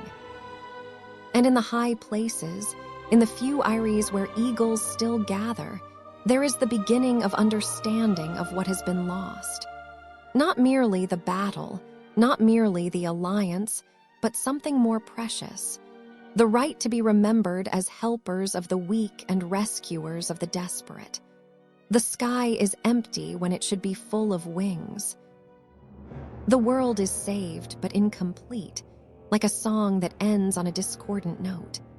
And the hobbits who deserved rescue above all others find none, in a world where grace has been withdrawn and eucatastrophe has failed. The stories we tell about the past shape the future we imagine. In the archives of the Fourth Age, in the libraries of Minas Tirith restored, and the halls of learning that spring up across a Middle-earth slowly healing from its wounds, scholars compile accounts of the War of the Ring. They gather testimonies from those who fought, piece together fragments of the great tale, and attempt to understand how victory was achieved against such impossible odds. But there are gaps in their knowledge, mysteries that no amount of research can fully penetrate. And chief among these mysteries is the question of the eagles. Why did they withdraw when they were needed most? What dark whispers reached them in the high places? What fears or grievances turned their hearts from the cause they had served for ages? And most troubling of all, did they seek redemption when the war was done? Or did they retreat into the furthest north, carrying their shame like an unbearable weight? The scholars find few answers. The eagles do not return to their old eyries in the misty mountains. The skies over the lands of men remain empty of their presence. Gandalf, when asked, speaks of the matter with such evident pain that most questioners quickly change the subject. The few rangers who witnessed the battles in the north speak in whispers of burning wings and fallen shapes, of a slaughter that left the high places stained with blood that even winter snows cannot wash away. There are rumors, of course. Some claim that Gwaihir survived his wounds and carried word of the betrayal to Valinor itself, that the Valar now understand the depth of despair that gripped Middle-earth in its final crisis.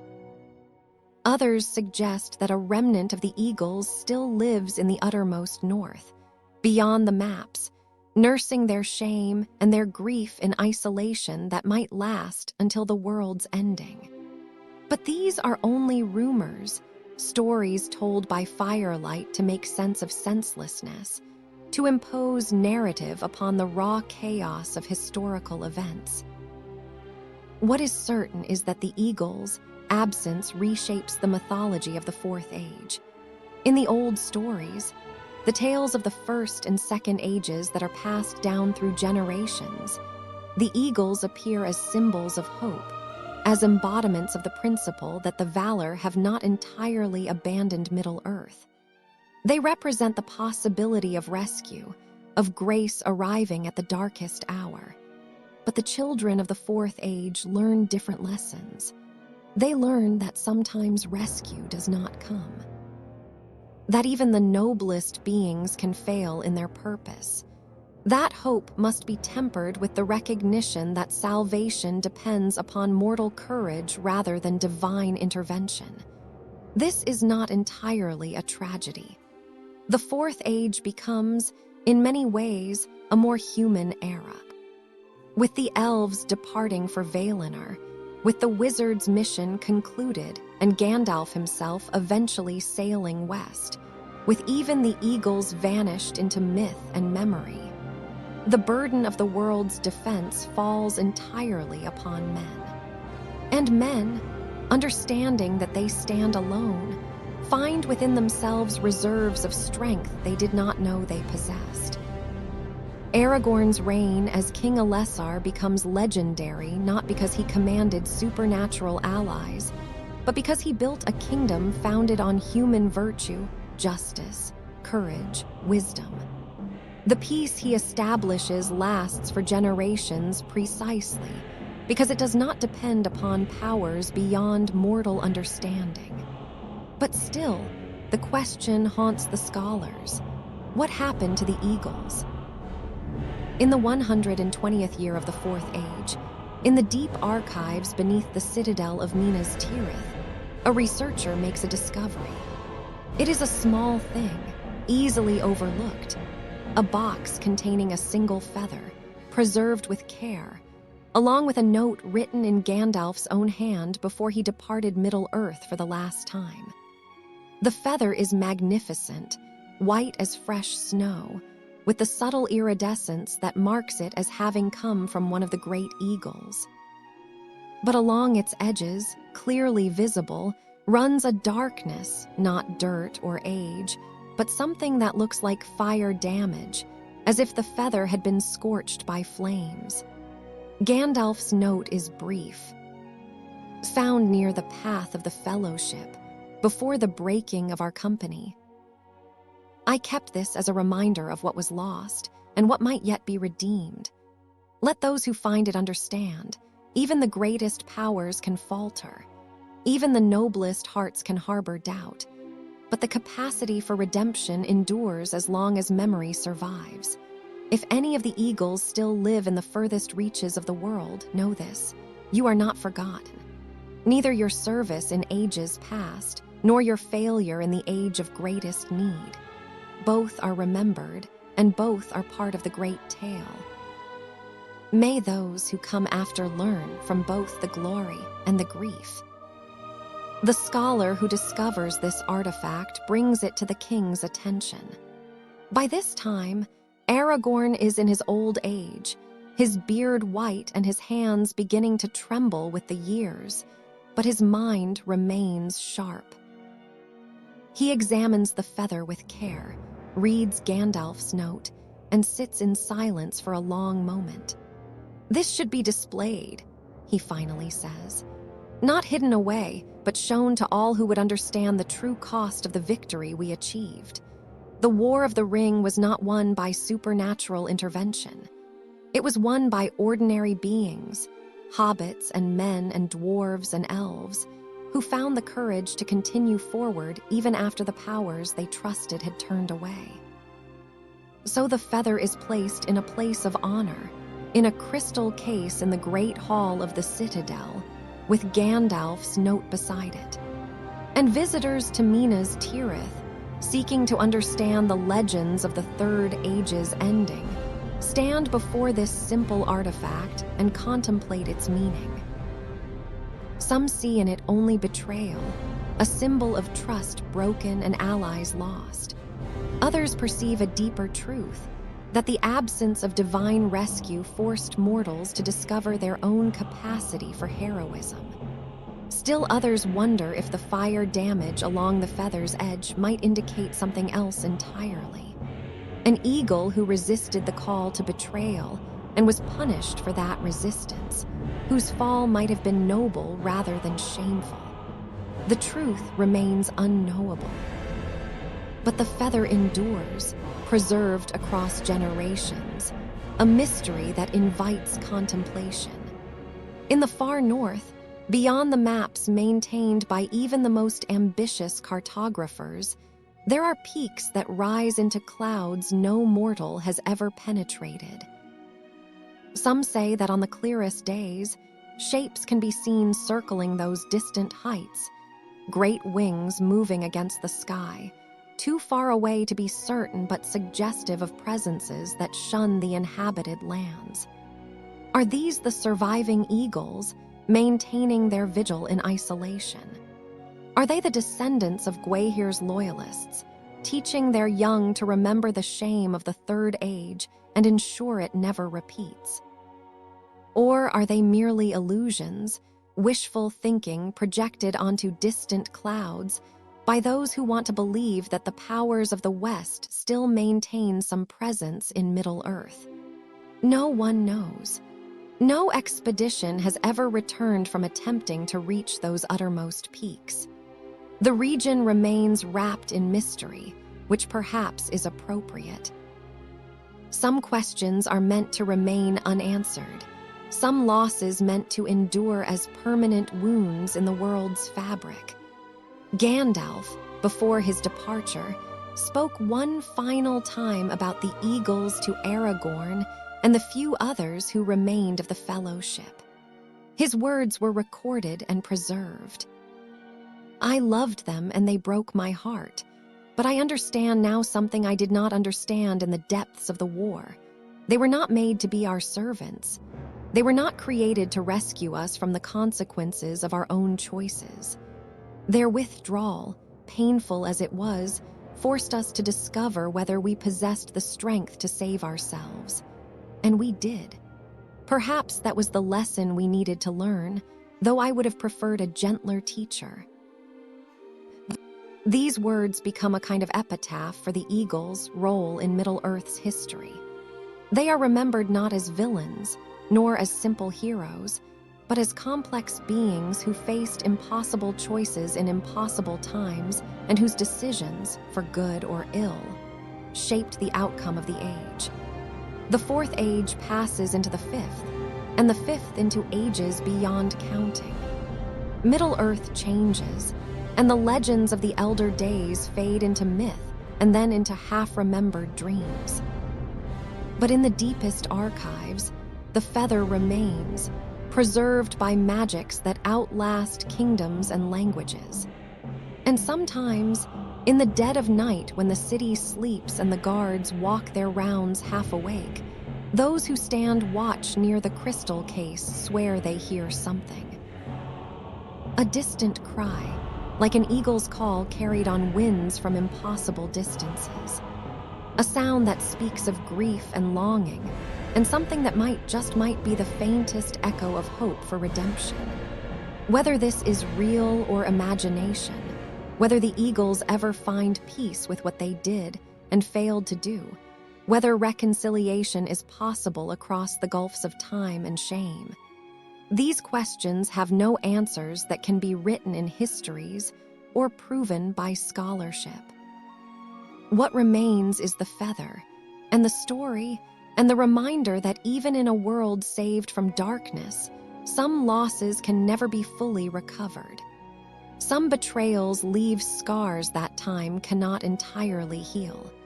Some absences echo through the ages, shaping the world by what is no longer present. The sky over Middle-earth is beautiful in the fourth age and the ages that follow. Blue and vast and full of natural birds going about their ordinary business. But to those who know the old stories, who understand what once flew in those heights, the sky seems subtly diminished, emptier, missing something essential that can never be replaced. And in that emptiness, in that absence, the true cost of the eagle's betrayal is finally, fully understood. Not in battles lost or heroes fallen, but in the permanent alteration of what the sky means to those who look upward. It is no longer a realm of possible rescue. It is simply air and cloud, beautiful but indifferent, carrying no promise of salvation. The last feather rests in its crystal case, burned at the edges, bearing silent witness to a tragedy that has no villains and no heroes, only beings who faced choices beyond their capacity to make wisely, and a world that survived their failure but was forever changed by it. Thus ends the tale of what might have been if the eagles had betrayed the fellowship.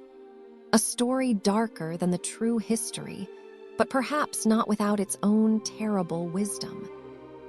For in learning that rescue might not come, the free peoples discovered the strength that dwelt within themselves all along. And that discovery, purchased at such cost, became the foundation of an age where mortals walked without the shadows of greater powers, building a world that was entirely their own, for better and for worse, in glory and in sorrow until the very end of days. Dear listener, this story ends, but many await. Subscribe so no tale escapes you.